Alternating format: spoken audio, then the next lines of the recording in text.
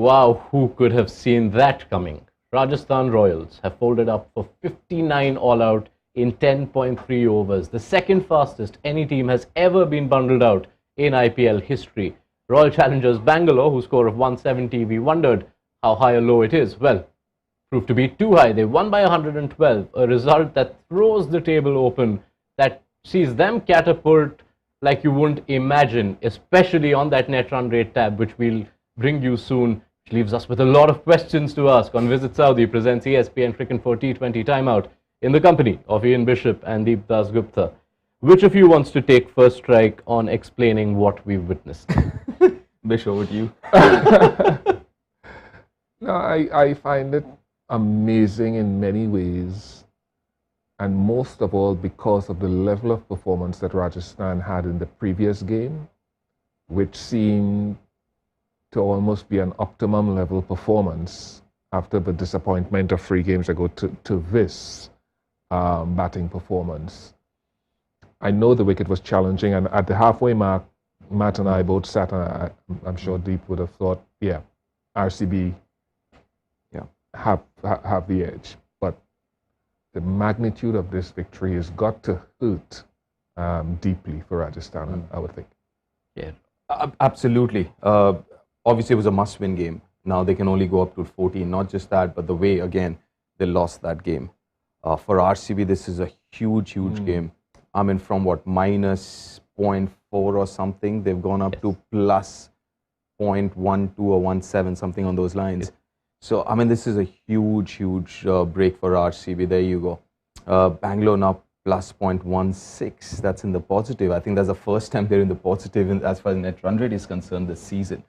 And at this stage, when we talk about business end of the tournament, you get in a performance like that where someone like Anuj Rawat, how crucial was that knock in terms of, changing the whole scenario of the game? Suddenly a pass goal looked above par. And then the bowlers coming in, Parnell coming in place of Hazelwood, picking up those 3 wickets. So I think if you look at that performances individually as well, there'll be a lot of positives, especially with only a game or 2 to go in the league phase. I think for the IPL too, I have to, again, and I'm not the first person to say that, and I won't be the last, but you cannot predict anything. You see RCB coming off those 2 losses. Even the win was just 120 odd at Lucknow, and they squeezed it.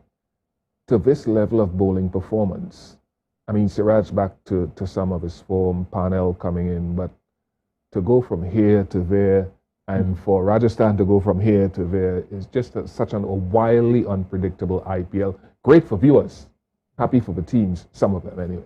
Yeah, he's only one of them today. Well, across the tournament, I'm happy for some of them.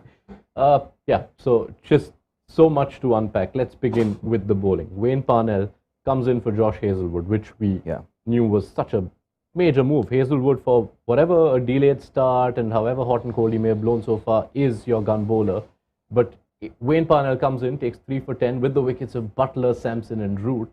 Just shows you the value of having a wealth of experience in your backups. Yeah, but also if you think about it, and I think I mentioned this before the game started, that on this pitch, it's not a bad idea to have someone like Parnell over Hazelwood. Hazelwood, as good as he is, but can be a little predictable with his line and length, which is brilliant in terms of maybe other formats, but at T20 can be a little predictable. And especially on a pitch like this, I mean, maybe that extra pace and that length doesn't work as much. So you've got someone like Parnell who's got a lot of experience playing T20 cricket all over the world. And then what he has is the variations that he's got. And I think that obviously, on a pitch like this is very, very useful. And again, bowled beautifully. I thought Parnell, again, somebody who's played a lot of cricket, who's used to these T20 games, who's used to sitting out and coming in after 2-3 games. That was a very, very good performance indeed. Yeah, he hadn't played since the 20th of April after taking 4 wickets in 6 wickets in 4 games to start the season. It also points, doesn't it, Bish, to the value of the way you build your team, and not just your core 11 or 15, but who you have coming in as potential backups. Because you look at so many other examples where there can be your primary overseas fast bowler, and when you lose them, the replacement might be a significant drop-off. But RCB, they've shown multiple times through the season. They began with that whole rotating left armers, with Top Lee being replaced by Willie, then by Parnell. It also points to the value of who your 4 backup overseas players are. Yeah, and that would be a great credit to the backroom staff and what they do at auctions or what they do when players go down and they have to find a replacement around the world. Mike Hesson and his crew would be extremely pleased. That's as good as I've seen Wayne Parnell bowl. You know, I'm not saying it's the best he's bowled, but it's as good as I've seen from him recently. I looked at a lot of him in South Africa the other day against the West Indies, and there were times when he was good, but this spell today, I wouldn't say I wasn't expecting that quality, but that was real quality bowling. Really happy for him because he's very experienced. He provided what the left arm seamer you're expecting from that quantity. Reece Topley goes, David Wheely goes, and Parnell comes back in and produces that at a key time. They played like a final. Faf said he wanted this game played as if it was a semi-final or something, and I think they got that from Siraj, from Parnell, from Bracewell, Anuj Rawat, and Glenn Maxwell. And how tough a decision is it going to be now? Their next game is a few days away, Thursday, Sunrisers Hyderabad. If Hazelwood and Hasaranga were to be fit, you've seen Parnell and Bracewell do the jobs they have done. Yeah. How do you pick I like that? the fact that you're looking at Deep to answer that. I will come to you as well. But you first, Steve. Hyderabad. Again, I think that's going to be a call after looking at the pitch, I believe. But if Hasranga is available, then obviously you'd be leaning towards Hasranga more. Because again, today the bowlers, the spinners weren't put under the cosh. If they had a good start, then we would have actually known how, what kind of form Karn Sharma is in. Right? And obviously he did all right in the first few games that he played. But I would still like to believe if Karn is available, and because they did not use Bracewell, the batter, I was thinking there is a chance that he might come at 3 or whatever, but then obviously after 7 overs, it's generally Maxwell who comes out. So if they really don't require Bracewell, the batter, then obviously then you're just looking at the bowling side of things, then obviously that happens. Asranga comes in. But again, with Parnell versus Hazelwood, I think the pitch would dictate at least my call. Just on that Bracewell Hasaranga pick, even though you haven't used him as a batter, doesn't just the presence provide a bit of security to what has been such an overriding issue for them throughout the season? Yes and no. Obviously, that gives you a little bit of insurance to the top orders, knowing that it's somebody like Bracewell to come in terms of the batting. But again, Hasranga is a match winner with the ball. Unless, and I'm looking at Hyderabad, I'm trying to think how many left-handers you got. Abhishek Sharma, that's about it. I think that's it. Yeah. That's it. So, really, I mean, this game you knew there'll be 2 at least and 3. So you can go with a left arm, as in a right arm off spinner. But against SRH, you'd go with generally Hasranga. Just even quality wise and stuff, yeah. You've had your time to think, Bish. If we're on Wednesday evening right now and selecting that team, which way do you go for RCB? Not an easy decision. I was saying off here, thank you very much, Hasaranga. Take one more game off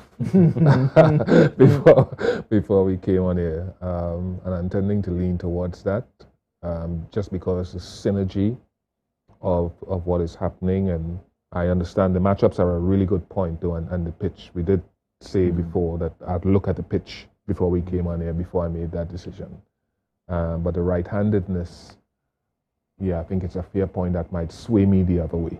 But how do we balance? This is my question, and Deep is very good at answering these questions. How do I balance team synergy when we've stumbled upon an 11 that seems to have lifted?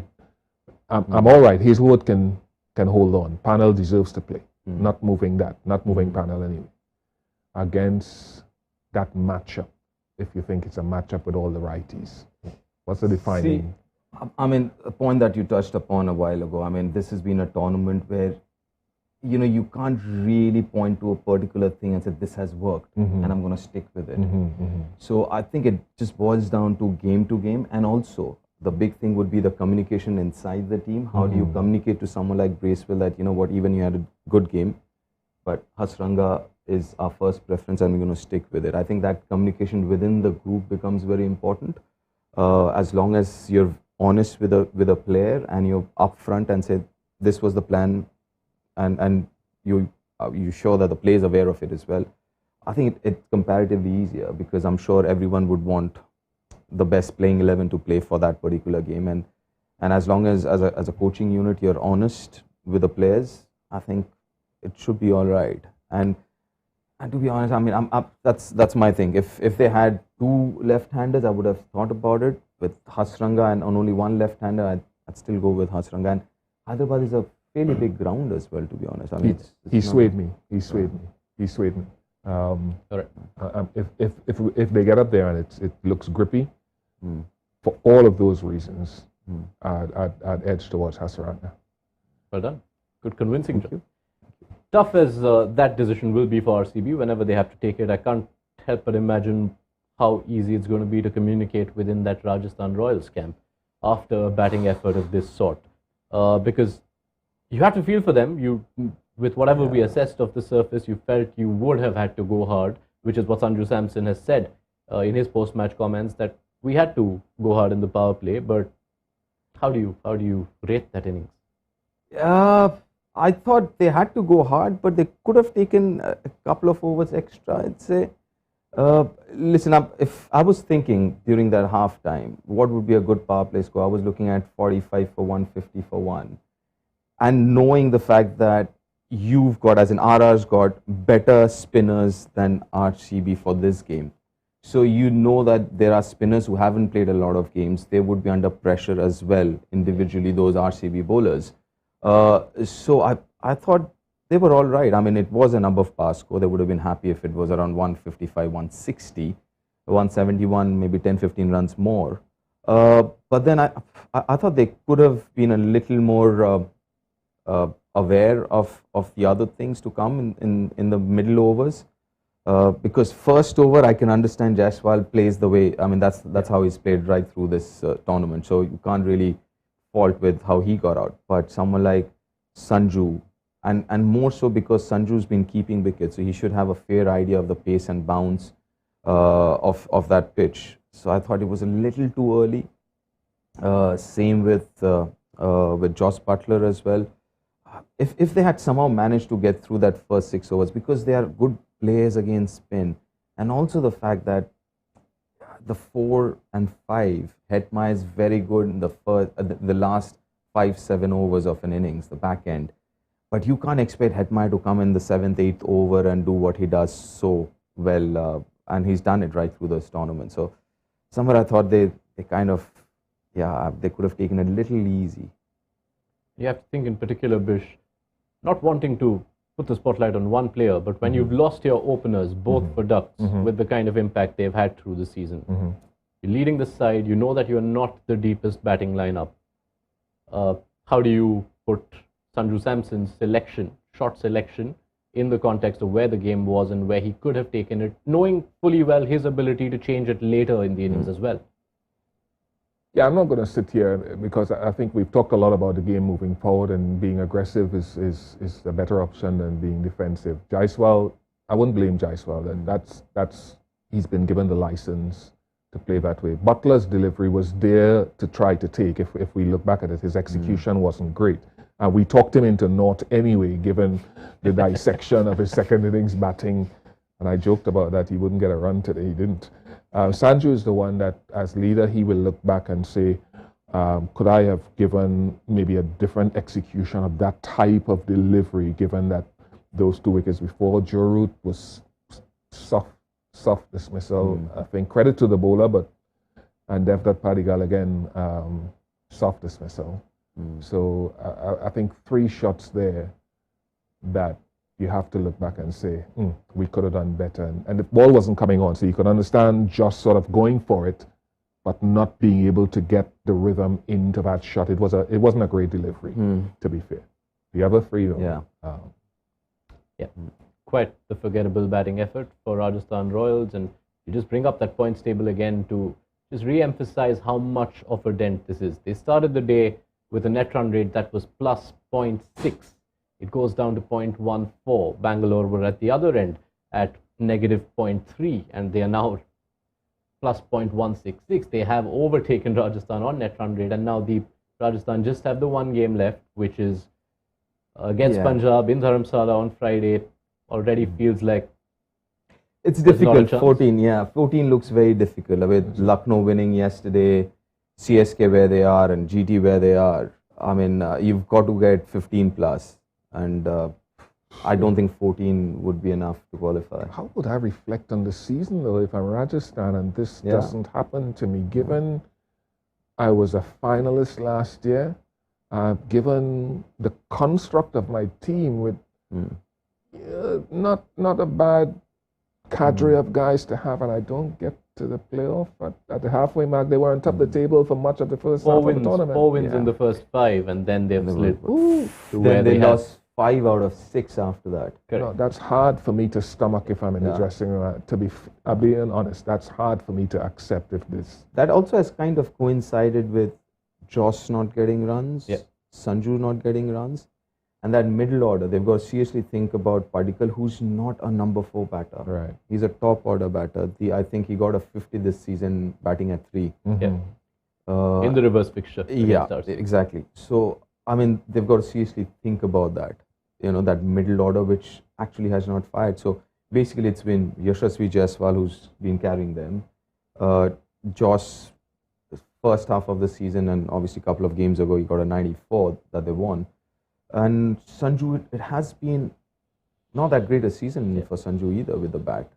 And I think that's where their bowling's been good. I think they've bowled really well. But it's their batting which hasn't fired, and there are few gaping holes in that batting order. Hetma has done well. He's done his job back end. But I think that 4-5, that area, I think they've got to sort that out. And by the time they do return on, which is Friday, they might not even mathematically be alive in the competition with a bunch of other teams having crossed 14 points, which will have ended Rajasthan's season. And if we go by, Bish, what we are expecting from Dharamsala on Friday evening, which is a lot of rain, I think we'll have more time to assess just how this season exploded the way it did for Rajasthan Royals, and that will be something for you to keep your eye out on as we enter this last week of the league stage, where we will start looking back on the campaigns that start folding up for the teams that don't make it to the playoffs. For now, though, it's going to be a quick turnaround. This quick finish gave us a different sort of show strategy for this Sunday evening. But there is a second game to look forward to. It's Chennai Super Kings against Kolkata Knight Riders. A defeat there for Kolkata Knight Riders will make them the second team to be mathematically out of the playoffs race.